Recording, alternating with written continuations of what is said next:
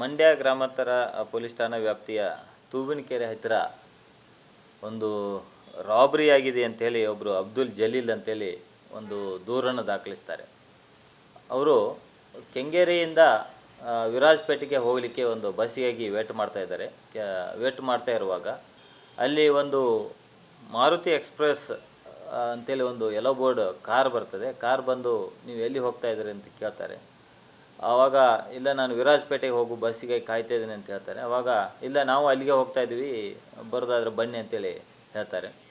So ಹಾಗಾಗಿ ಆತ ಆ ಒಂದು ಕಾರಿನಲ್ಲಿ ಕುಳ್ಕೊಂಡು ಅಲ್ಲಿಂದ ಬಿಡದಿ ರಾಮನಗರ ಮೂಲಕ ಮಂಡ್ಯದ ಒಂದು ತೂಬಿನಕೆರೆ ಹತ್ರ ಒಂದು ಎಕ್ಸಿಟ್ ತೊಗೋತಾರೆ. ಎಕ್ಸಿಟ್ ತೊಗೊಂಡು ಅಲ್ಲಿ ಆತ ಕೇಳ್ತಾನೆ, ಯಾಕೆ ಇಲ್ಲಿ ಎಕ್ಸಿಟ್ ತೊಗೋತಾ ಇದ್ದೀರಿ ಅಂತೇಳಿ ಕೇಳಿದ್ದಕ್ಕೆ, ಇಲ್ಲ ಇಲ್ಲಿ ಟೋಲ್ ಅವಾಯ್ಡ್ ಮಾಡಲಿಕ್ಕೆ ಹೋಗ್ತಾ ಇದ್ದೀವಿ ಅಂತೇಳಿ ಹೇಳಿ ಅಲ್ಲಿಂದ ಮುಂದೆ ಕರ್ಕೊಂಡು ಹೋಗಿ ಆತನ ಕುತ್ತಿಗೆಗೆ ಏಕಾಏಕಿ ಹಗ್ಗ ಬಿಗಿದು ಆತನಿಗೆ ನಿನ್ನ ಕಡೆ ಏನು ದುಡ್ಡು ಇದೆಯಲ್ಲ ಕೊಡು ಅಂಥೇಳಿ ಹೆದರಿಸ್ತಾರೆ.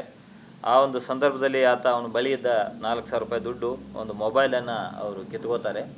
ಮತ್ತು ಆ ಮೊಬೈಲ್ ಪಾಸ್ವರ್ಡನ್ನು ಪ್ಲಸ್ ಫೋನ್ಪೇ ಪಾಸ್ವರ್ಡನ್ನು ಕಿತ್ಕೊಂಡು ಅಲ್ಲಿಂದ 10,000 ರೂಪಾಯಿ ಆತನ ಅಕೌಂಟ್ನಿಂದ IPL ವಿನ್ ಅಂತೇಳಿ ಒಂದು ಬೆಟ್ಟಿಂಗ್ ಖಾತೆಗೆ ವರ್ಗಾವಣೆ ಮಾಡಿಕೊಂಡು ಅಲ್ಲಿಂದ ಆತನನ್ನು ಬಿಟ್ಟು ಪರಾರಿಯಾಗಿ ಹೋಗ್ತಾರೆ. ಪರಾರಿಯಾಗಿ ಹೋದ್ಮೇಲೆ ಆತ ಪೊಲೀಸ್ ಠಾಣೆಗೆ ಬಂದು ಈ ಥರ ಒಂದು ದೂರನ್ನು ಕೊಟ್ಟಿರ್ತಾನೆ.